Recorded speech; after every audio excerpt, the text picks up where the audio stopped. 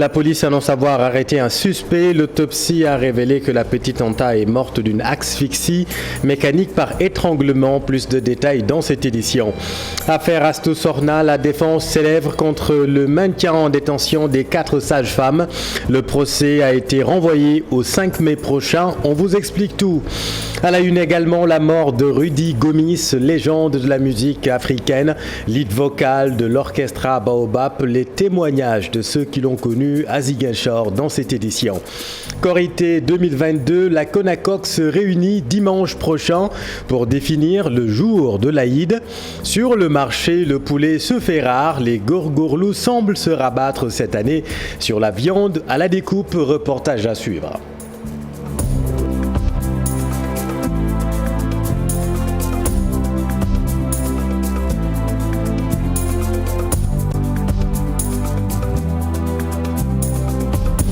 Un jeune homme de 17 ans a été arrêté par la police de Bargny. Il est soupçonné d'être l'auteur de la mort de la petite Anta.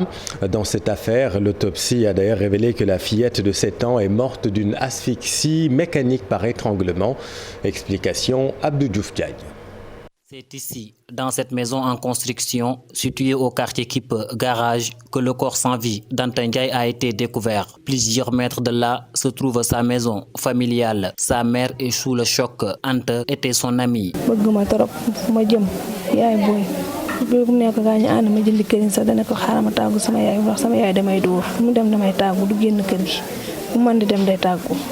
Est-ce que la fille de 7 ans a été violée? La famille préfère attendre l'autopsie en cours. Pour l'instant, on ne sait pas, il y a une autopsie en cours. Mais ce qu'on a vu, elle avait du sang dans ses nez, au niveau de sa bouche. Bon, apparemment, au vu, on dirait qu'on l'a étranglée. Une enquête est ouverte par la police et aucune interpellation n'est signalée pour le moment. La famille demande à la justice d'aller jusqu'au bout. Nous réclamons justice. Ce n'est pas le bon élément. Nous y reviendrons dans nos prochaines éditions. En tout cas, retenez que dans cette affaire, un jeune homme de 17 ans, soupçonné d'être l'auteur de la mort de cette fille, a été donc arrêté par la police de Bargny. Nous y reviendrons dans nos prochaines éditions. Atelier de validation technique organisé par la direction de la protection de l'enfance. Objectif, lutter efficacement contre les violences faites aux enfants. Situer les responsabilités serait un bon début selon les acteurs. Compte rendu Habib Faye, Gervais. De nombreux enfants sont encore victimes de violences au Sénégal. Leurs droits bafoués, leur protection menacée. À qui la faute? La vie est dure et les parents n'ont plus le temps de rester à la maison pour surveiller les enfants.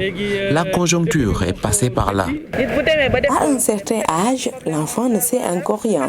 Il est en âge d'apprendre. Et ceux qui exercent de la violence à l'endroit des enfants, moi je pense qu'ils ont des problèmes. Face à ces agressions sur les enfants, l'État a été interpellé. L'État doit mettre en place des moyens pour protéger davantage les enfants. Même les organisations de la société civile ont un rôle à jouer. Il faut des sanctions. Il faut des sanctions, de grandes sanctions en tout cas. Être avec les enfants, les surveiller, mais également privilégier la sensibilisation. Un atelier de validation technique organisé par la direction de la protection de l'enfance a pour objet l'éradication complète de ce fléau. Donc, il faut noter qu'à chaque fois qu'il y a cette politique, il y aura toujours un certain nombre de violences. Il y a la mendicité, il y a la traite des enfants, entre autres. Moi, je lance un appel capital à la famille. D'abord à la femme qui se trouve être mère de l'enfant, la femme qui se trouve être la pierre angulaire de la société, de veiller aux enfants, au bien-être de l'enfant. La place de l'enfant, ce n'est pas la rue. La place de l'enfant, ce n'est pas la mendicité. La place de l'enfant, ce n'est pas la violence. Des problèmes psychiques et sanitaires peuvent être les conséquences des violences exercées sur les enfants. Cependant, la sensibilisation est primordiale. Merci Habib. L'autre grand titre de cette édition, affaire Astou Sorna. Le procès a été renvoyé au 5 mai prochain. Évoquant l'article 132, le procureur a refusé la demande de liberté provisoire introduite par la défense. Pour les avocats des 4 sages-femmes en détention, l'article 132 n'est pas applicable dans ce type de jugement en matière de flagrant délit notamment. Les 4 accusés de non-assistance à personne en danger restent donc en prison. Rendez-vous le 5 mai pour le procès. Et malgré les médiations entamées, la procédure judiciaire va suivre son cours. Selon le professeur Ibabari Camara, la machine judiciaire est enclenchée. Les médiations n'engagent en rien le procureur de la République. Le professeur Ibabari Camara est interrogé par Bintassar. La famille peut bien effectivement pardonner, mais là, la famille n'est intéressée que par rapport aux aspects civils. Mais lorsqu'il s'agit donc de l'aspect pénal, donc là c'est cela relève de la compétence exclusive du procureur, c'est-à-dire le déclenchement ou alors l'exercice même de l'action publique. De ce point de vue-là, il appartient au procureur qui doit décider de l'opportunité des poursuites, demander.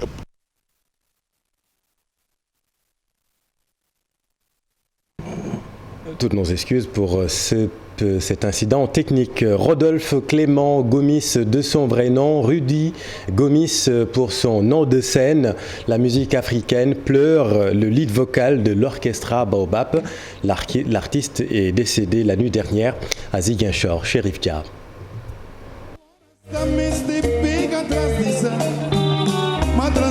L'une de ses dernières sorties date d'une dizaine de mois dans l'émission Sargal du rappeur Didier Awadi. Le musicien du groupe PBS avait réussi à lui rendre un vibrant hommage.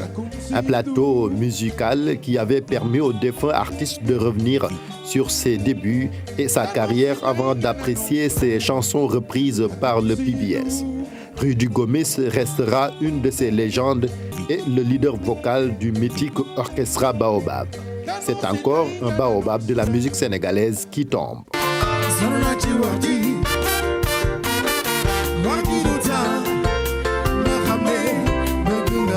Rudy Gomis, le lead vocal de l'orchestra Baobab, un groupe de musique sénégalais né dans les années 70 et qui, après une longue interruption, a renoué avec le succès à l'échelle internationale au début des années 2000. Son style musical se caractérise par un mélange de rythmes latins, notamment cubains, des sonorités africaines, chants wolof et sérères, harmonie casamançaise, mélodies traditionnelles d'Afrique subsaharienne et du Maghreb et d'influence soul ou jazz.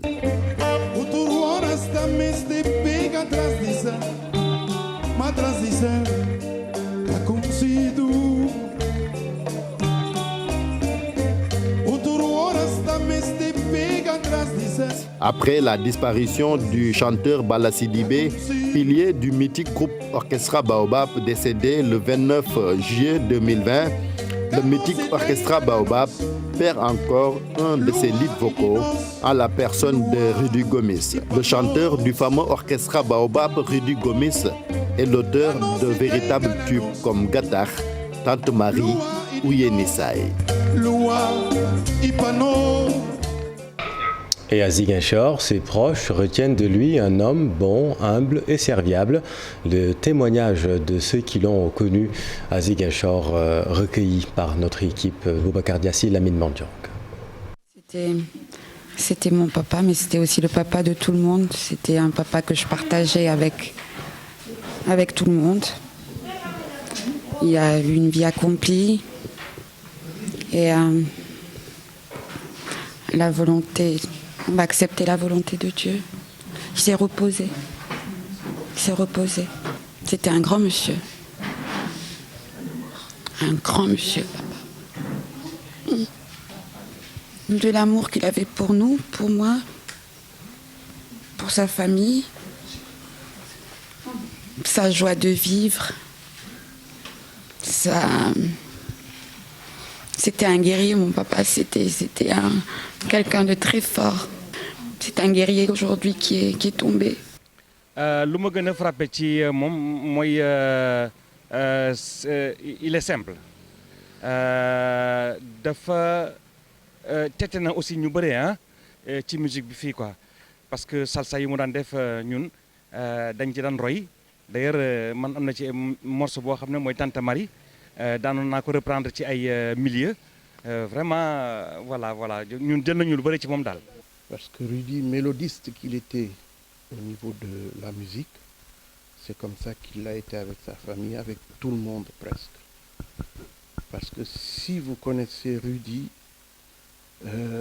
il a été toujours comme ça avec nous. On va chez Rudy, c'est d'abord, il a envie de préparer à manger lui-même. Il a envie de faire quelque chose de bien pour recevoir ses proches. Et puis voilà, voilà un grand très très ouvert.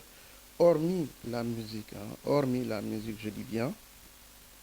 Voilà, monsieur, il est vraiment simple. Rudy Gomis, décédé la nuit dernière à Ziguinchor. Vous venez de suivre donc le témoignage de ses proches à Ziguinchor. Retour sur l'affaire Astou Sorna. Le procès a été renvoyé au 5 mai prochain. Invoquant l'article 132, le procureur a refusé la demande de liberté provisoire introduite par la défense. Voyons tout cela avec Tchernofal.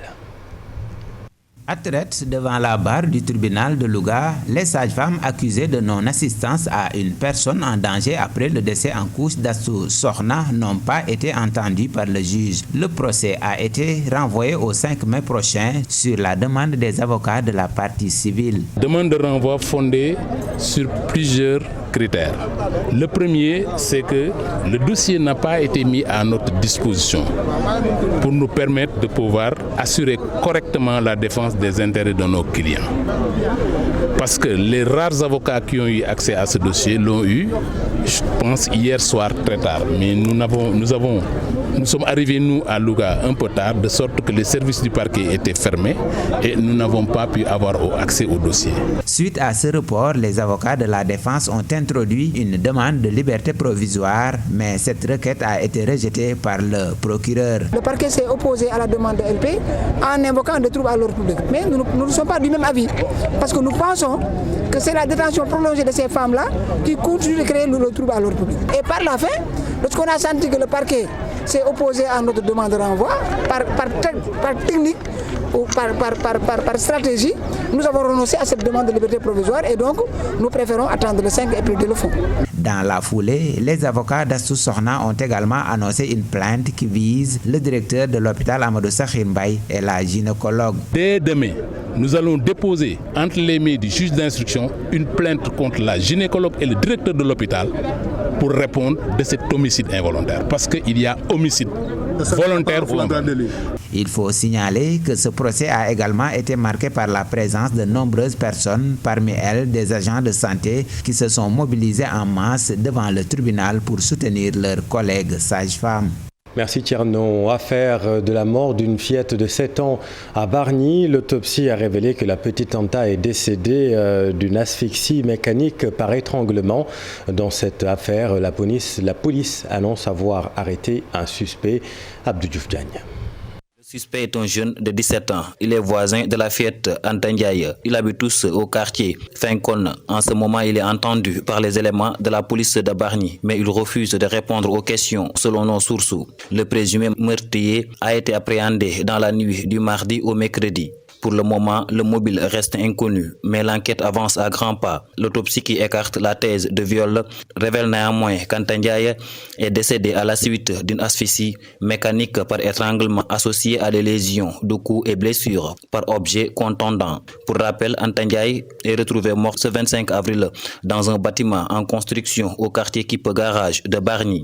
Elle a été perdue de vue après sa descente de cours dans une école coranique. Son corps a été découvert par des collecteurs de ferraille. Tout autre chose, Korité 2022, la Commission nationale de concertation sur le croissant lunaire va se réunir dimanche prochain, 1er mai, correspondant au 29e jour du mois lunaire de Ramadan. Et à quelques jours de la fête de Korité, le poulet se fait rare. Les gorgorlous sur le marché se rabattent cette année sur la viande à la découpe. Reportage à la rue 5 de la Médina. Mariem Ndiaye et Gervais Yao. À quelques jours de la Korité, Au marché de la rue 5, certaines personnes ont déjà commencé à faire des achats. Mais la hausse des prix n'a pas épargné le marché du poulet. C'est pourquoi de plus en plus de femmes se rabattent sur la viande de mouton pour le repas de la fête. Avant, le poulet était préféré parce que c'était plus abordable pour nos poches. Mais le prix est trop cher en ce moment. Un petit poulet peut te coûter 4 500. Nous avons de grandes familles et c'est la viande qui nous arrange. Cette dame pense que c'est une question de préférence du poulet. Sa famille en a beaucoup consommé durant le ramadan. La Korité, c'est un jour spécial. Qui dit jour spécial, dit changement de menu. D'autant plus que d'habitude dans les familles, on consomme beaucoup de poulet en semaine, en mois. Donc pour la Korité, qui est un jour spécial, on fait quelque chose de spécial avec de préférence, avec le mouton. C'est tout seulement ça. J'espère que le prix est abordable. C'est abordable. On comprend la situation, comme je l'ai dit tantôt, avec la crise malienne. Les moutons qui quittaient le Mali pour le Sénégal, ça devient rare. Donc on ne discute pas trop le prix. Du côté des vendeurs, l'on déplore la rareté du produit, ce qui impacte sur le prix à la vente. En ce moment, il y a peu de produits dans le marché. Le poulet se fait rare. C'est pourquoi les consommateurs se rabattent sur la viande de mouton et même cette viande est encore assez chère. Et cela, c'est à cause de l'alimentation du bétail.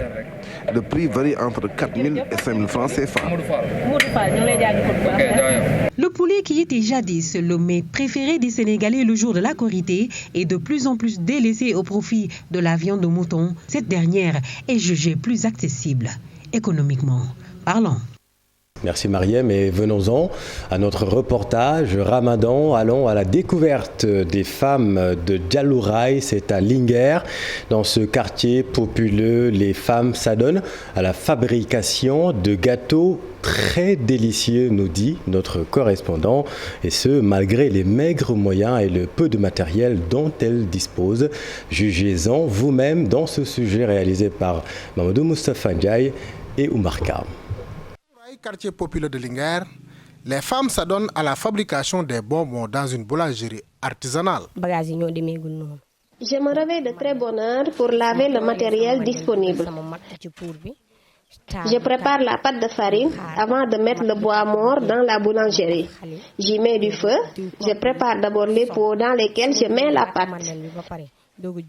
Après les madeleines, je prépare les pains au lait. Je commence à l'aube et je finis vers 14 ou 15 heures. 2 heures ou 3 heures la figure. À Linguère, nombreuses sont les femmes qui mènent cette activité peu florissante, mais néanmoins, elles constituent leur gagne-pain. Nous ne gagnons pas beaucoup d'argent. Le bénéfice est très minime. Chaque jour, je peux gagner 700 ou 800 francs. Cette dame vient pour s'en approvisionner. Elle chante les délices des produits tant prisés par les populations, surtout en ce mois béni de Ramadan. Les madeleines sont délicieuses, de même que les pains au lait. Presque je n'achète plus de pain à la boutique, ou bien rarement. Ces braves femmes qui se réveillent à l'aurore sont entre le marteau de la cherté des produits et l'enclume de la chaleur. Elles lancent un soutien à l'endroit des autorités pour bénéficier de financements afin de booster leurs revenus. Nous voulons travailler, mais nous n'avons pas de moyens. Le matériel coûte très cher, de même que certains produits comme la farine, l'huile et les œufs. Si j'avais les moyens, je vais commander les pots auprès des forgerons. Si je disposais de sacs de farine et des autres produits, je peux vendre aux clients et augmenter la production. J'interpelle le président de la République de soutenir les habitants de Linguère. À Linguère, il fait chaud. Nous n'avons pas de mer ni des usines. C'est un bel exemple de l'entrepreneuriat et de l'autonomisation des femmes pour le bonheur des hommes et pour la stabilité familiale. Merci Mamadou et bravo à ces braves dames. Le marché est correctement apprévisionné malgré les crises, selon la direction des services du commerce.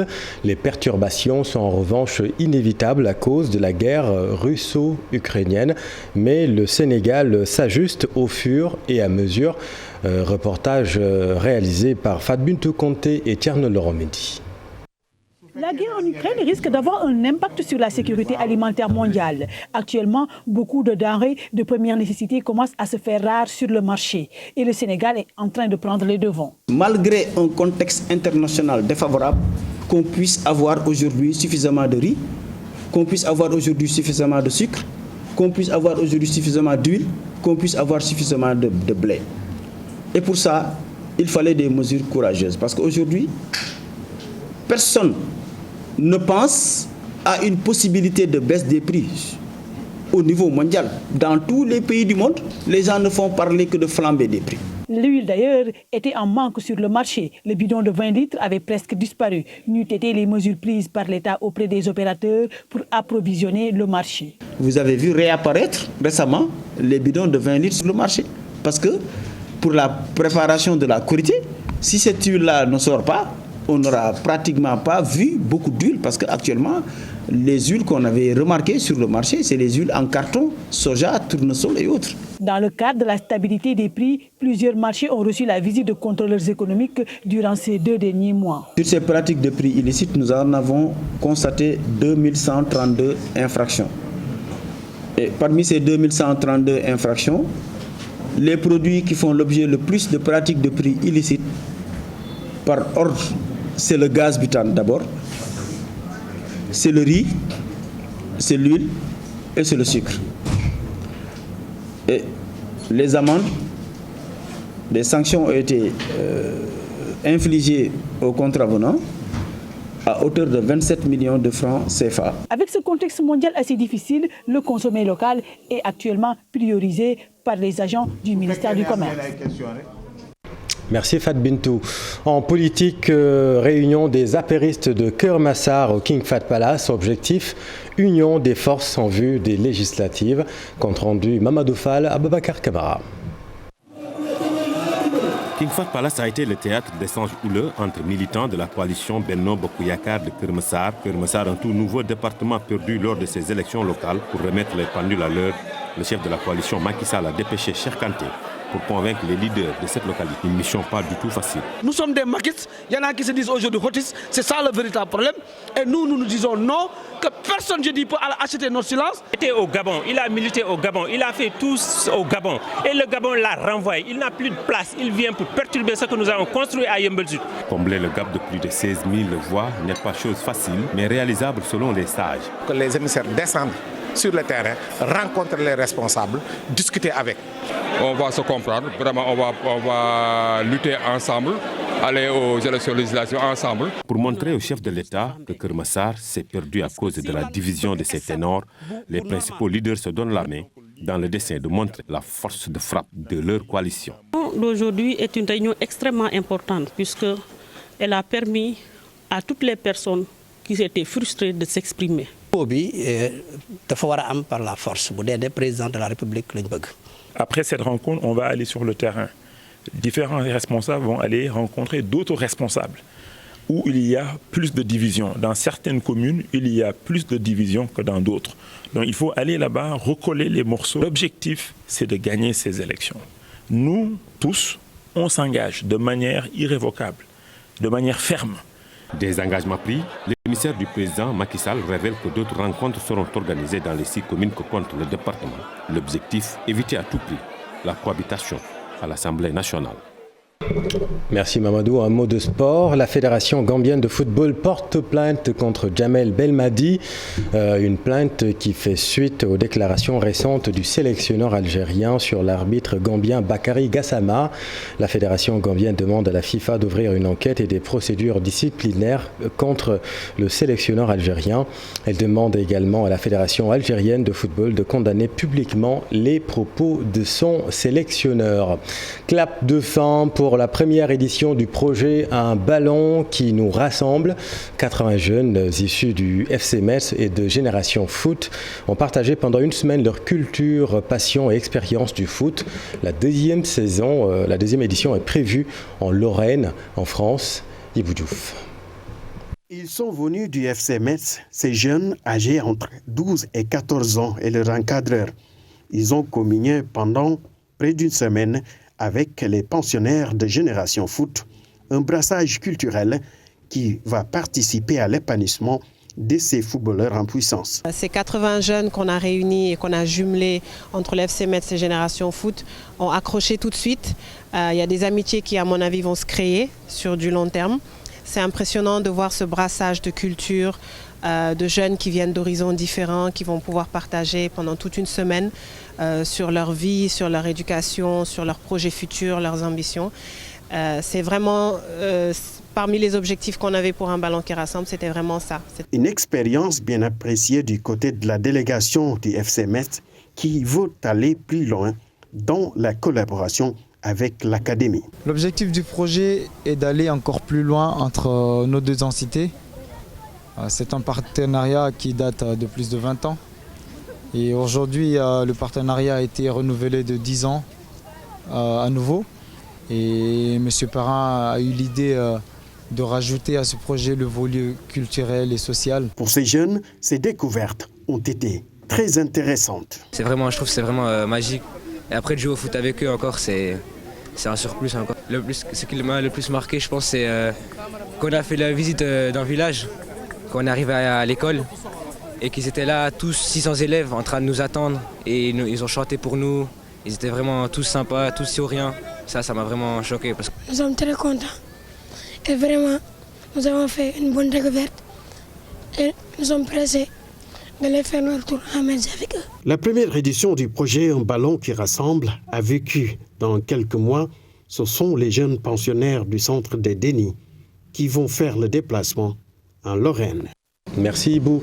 C'est la fin de cette édition. Merci infiniment de l'avoir suivi. Les programmes continuent sur TFM. Restez avec nous. Vous êtes au bon endroit. Bonne soirée.